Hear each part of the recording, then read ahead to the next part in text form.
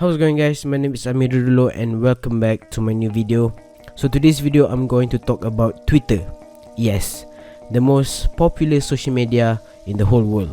The reason why I made this video is because I take an inspiration from the Simon mukbang video. The title of the video is Simon World's Most Expensive Mukbang. In this video, Ethan, which also known as Bazinga, said that it's platform based, because I would say TikTok's I have a fucking great time on every other app but Twitter. Twitter stinks. Twitter is very opinionated. But it's also, I think that's what makes it powerful. It's only word platform. Yeah. I think that's what makes it powerful, is it's the place where you're going to get the most simplified conversation, but it's going crazy. Far from simple conversations. But exactly, that's what it's supposed to be. You could also argue that Twitter gives power to the people. Yeah, that's what I'm saying. I'm saying it lets people have their say, but is this a problem? But if you think about, also you talk about like the elections, and you've got Facebook, and like all these Facebook groups that are made that spread misinformation, that have people thinking this crazy stuff. Twitter can spread as much misinformation, yeah. 4 months ago, I didn't realize what Ethan meant, but right now I clearly see what is the meaning of this sentence. 3 most popular social media in this world, which is Instagram, Twitter and Facebook. If you compare these 3 social media, Instagram only specifies on photos content. You cannot put words, only if you want to post something except for the story. Meanwhile, Facebook offer both of the content, which is you can share your photos or you can just put a random paragraph that you Google it, such as best friend quote. Same goes with Twitter, which you can post both of the content, which is photo and also a random ass paragraph that have 280 characters limited. Done with the introduction, back to the main point. My main point is Twitter can be very toxic and can be one of the most depressing social media ever. I have been in Twitter since 2012 and I see this transformation that happened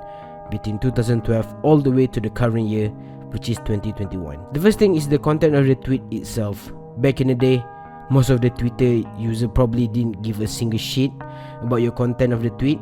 For example, my own tweet, which back in 2014, yes, that is a ridiculous tweet if I tweet it right now. But right now people only focus on the content itself rather than focusing on the enjoyment of using the social media. That is the reason why Twitter put an update about people alias account mentioned that can reply, which means the account can protect the tweet and putting a certain account that can reply to the tweet itself. The toxicity of this social media is too extreme that make Twitter itself doesn't know how to turn down all these toxic people. On the other note, this not only happen in Twitter but also happen in other social media such as Instagram and also Facebook. The best example is a football player account such as Ben Chilwell, which plays for Chelsea. Only certain amount of users that can comment or reply to the content. Yeah, I totally understand on why majority popular people does this kind of action. They don't want to read any hate comment, or basically they don't want any internet abuse, which internet abuse can relate to our second point, which the internet abuse itself. Not long ago, 3 England players missed a crucial penalty of the final of Euro Championship. To become more interesting, 3 of the players is black. The racism statistic is spiked above the roof. That's when all the toxic people use their keyboard to abuse these 3 precious kings. I love to see when people trying to spread a positive word, such as Tom Holland post where he reminds to the people that these 3 players are actually a true lion. Back in the day, racism is not a thing in Twitter. If I have a time machine, I would like to go all the way back into 2013 and log into Twitter and enjoy it as much as I can. Because back then, people just don't give a single fuck about your tweet.